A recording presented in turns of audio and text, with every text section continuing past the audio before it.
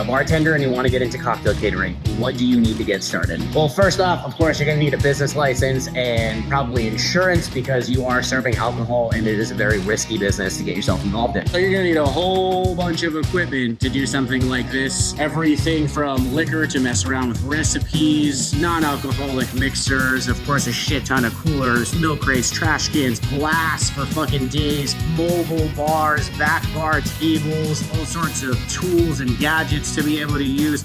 Freezers, commercial refrigerators, a prep space. You need something like this warehouse here because you need to be able to keep all of this shit that you are using constantly for your actual events. Also, as much as I hate gas-powered vehicles, you are going to need something like this. Of course, maybe it doesn't need to be this big. Maybe you don't need to get it wrapped to get started, but you are going to need some sort of vehicle to transport all of your things. We got to get our stuff back and forth to events, so everything from bars, mixers, tools, glassware, everything, we need to be able to load it inside of here and get it back and forth to our events. And it's very important, you don't have to start with all of this. Of course, I certainly did not start with all of this. I grew into this over time. This is basically the culmination of about almost a decade of doing cocktail catering. So everything you see here started in a very small space. As a matter of fact, before I had a prep space, I was doing this in my own kitchen at home. I would prep all of the cocktail ingredients there. I would keep them in my personal refrigerator. Then when I ran out of that space, I bought some of these guys. I kept them on my back patio.